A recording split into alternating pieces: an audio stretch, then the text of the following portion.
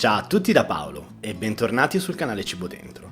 Il ricordo delle vacanze si allontana lentamente e speriamo altrettanto lentamente l'autunno si avvicinerà, ma con lui arriveranno i suoi prodotti e forse perché è legato al vino, tra i miei preferiti c'è l'uva. Proverò a farci una torta.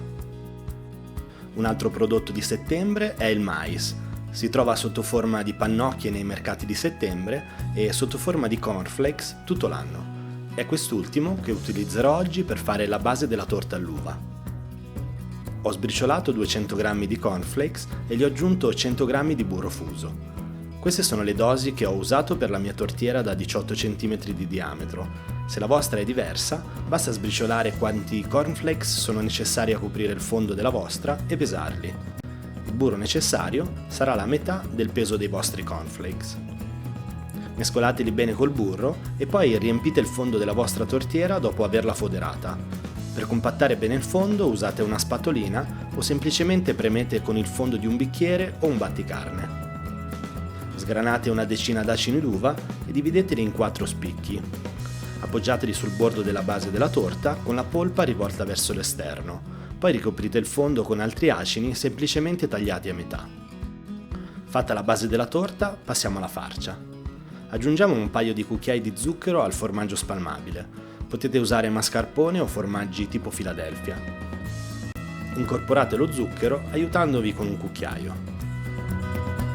A parte montiamo la panna. Lasciate la panna in frigorifero fino al momento di montarla ed evitate di usare lo zucchero, che è già stato messo nel formaggio.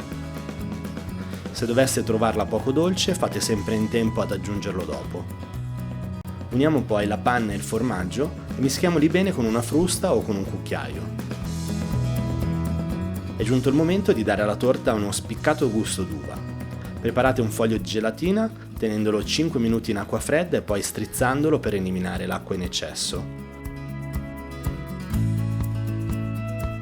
Nel frattempo preparate il succo d'uva. La soluzione più logica e veloce è quella di centrifugare l'uva, aggiungere un cucchiaio di zucchero e scaldare leggermente. Poi aggiungere il foglio di gelatina strizzato.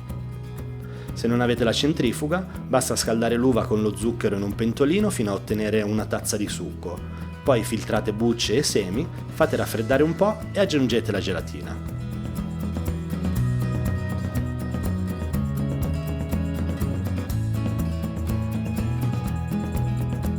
Aggiungete dunque il succo d'uva alla panna e formaggio e mescolate bene. Otterremo un composto con un buon gusto d'uva e grazie alla presenza della gelatina rimarrà più stabile e solido sulla base della torta. Versate il composto sulla base e livellatelo, sia con l'aiuto di una spatola che scuotendo leggermente con le mani in modo da far assestare bene la crema sulla base. Per farlo solidificare bene è necessario che rimanga in frigorifero almeno 4 ore o più.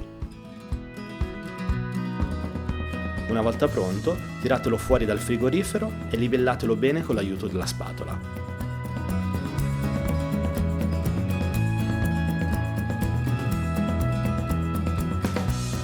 Decoratelo a vostro piacere con degli acini d'uva e trasferitelo su un piatto da portata con l'aiuto di 2 coltelli lunghi. Questa torta è abbastanza completa, cremosa nella farcia dolce e croccante alla base, meno dolce per non risultare stucchevole. Si può accompagnare ad un mosto dolce per continuare sull'idea dell'uva o più classicamente con un passito. L'importante, come per tutti i dolci, è non abbinarlo ad uno spumante secco. Chi volesse stampare la ricetta con le dosi di questa torta e di tutte le altre ricette dei video può andare semplicemente sul blog Cibo Dentro e cercare la ricetta che vuole. Il link per il blog lo trovate tra le informazioni del canale. Io vi saluto e vi auguro come sempre buon divertimento a chi cucina e buon appetito a chi si tufferà in questa montagna di panna. E vi aspetto giovedì prossimo con un altro video. Ciao!